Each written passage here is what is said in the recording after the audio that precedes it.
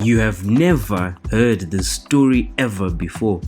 Get ready to laugh in this unforgettable and eye-opening message where Prophet Uebert Angel takes us back to the first time he ever stepped foot into a nightclub. And trust us, it wasn't just music and flashing lights. What he experienced opened his eyes to deep truths about addiction, identity, and the unseen pull of the club culture. Let's hear what he has to say. Welcome to LaughNewsWorld. Tell me, why do you drink that beer? And according to the reports I get, it is bitter. You know, you drink Fanta and you get drunk, people would understand. Maybe he was looking for sugar inside. I've seen TV where people are taking those shots, they go like this. Why kill yourself and go to hell after suffering already?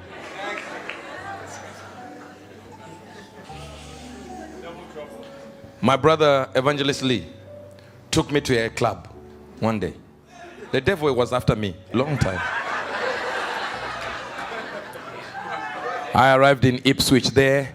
I get to Ipswich and my brother is like, I want to take you somewhere. I say, no problem.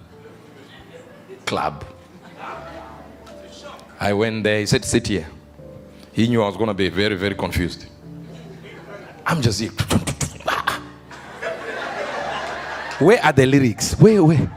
Nothing, just sounds. And if there was a lyric, it was like 2 words just going on like, what? And then the lights, green, red, blue, pink. Like, then everyone is changing. This woman is going to this man is dancing with this one is dancing with this one. I say, hey, this is United Nations.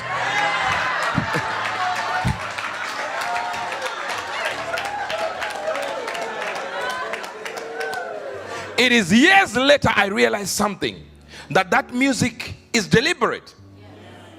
It is actually designed. Do you understand? Have you ever been on a flight? I'm not talking about not the one that brought you from Africa to here or India to here. Some of you came by boat, so it's okay. Now, that sound you hear when you are boarding, you know there's no words. Or some people don't remember. Maybe you came from one in Angola, they have a full music. This was like a real singer will be singing. You go on British Airways, you go on Emirates, you go on Qatar Airways, you realize that they have soft music. It has no words. They're actual people who are called to design that music. And they are scientists. They know what calms you down because you have 40 minutes of delay. That's why you don't really notice it until they say, oh, we have delayed. You go in there, you don't know you are being affected by that sound. So you go, you sit, you look at your seat, you look around, and you talk to your friends. All this time is the music that is telling you, relax. Nobody is coming on the mic and say, please relax. We know 40 minutes is a long time. So I realized years later that the sound you hear the devil creating in the club is meant for you to drink more beer.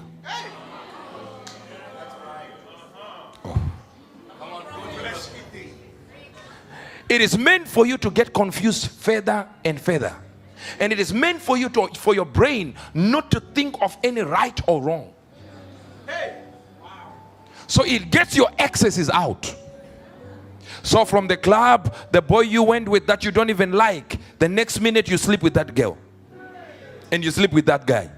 After you finish, you just want to say, give me back my sex. No, you didn't hear that, but anyway. You wonder, why were you thinking of sleeping with such a stupid person like this? The club. But it doesn't happen just after. It is when you wake up the following day. Like, what was I doing? What did I do? Yes, club was okay, but that. Your mind is now kicking in. The lights are no longer in your house. And the devil is so excited he got you. And guess what?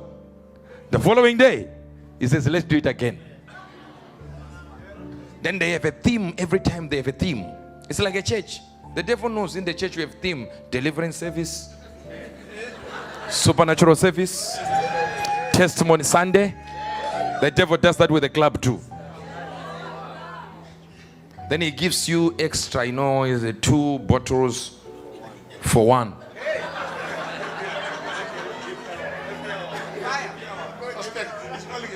I don't know what you are saying, you guys.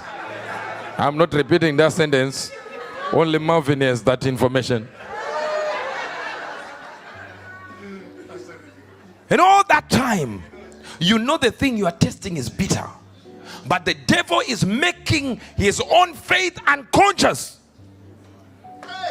No, you're not hearing me.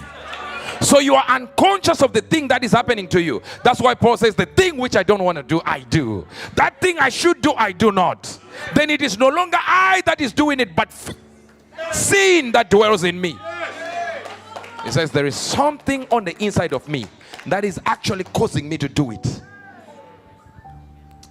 Am I talking to somebody? Listen, but when you have a generation relying on your rising, it is no longer what you want to do. It is what he wants to do. Now, I don't know if you're hearing this. And there you have it, folks. What a funny story, but laced with multiple lessons. Because from the moment Prophet Uebert Angel stepped in there, he was stunned. It wasn't just the crowd or the darkness and the flashy lights that hit him, it was the sound. The music wasn't just loud, it was strategic. Designed not for entertainment, but for manipulation by actual experts and scientists. He described it as darkness with lights, flashing colors masking confusion, spiritual fog hidden under party lights. And the beat, it wasn't random, it was engineered, crafted by scientists and sound designers and engineers to override logic and hit the emotions directly. Prophet Uebert Angel said it best. People weren't just dancing, they were being conditioned, drinking more than they were meant to, moving without thinking, lowering standards they swore they would never compromise. And before they knew it, they were going home with strangers, men and women switching partners like it was a ritual, not just a night out. All under the influence of carefully crafted frequencies. I guess we can actually call this spiritual warfare with a DJ. But the lesson is serious. The sound wasn't just neutral, it was a spiritual tool. And if the wrong sound can pull people into sin, then how much more can the right sound pull them into purpose? And he does conclude with a warning and a revelation to guard our ears. Not every beat is just a beat, some are bait, and in a world where sound can seduce the soul, discernment is not optional, it is essential. Because that way we ensure that we stay safe and stay on the clear road and not have unconscious affinity towards the devil's side, but towards God's side instead. LaughNewsWorld. Networking the world with godly laughter.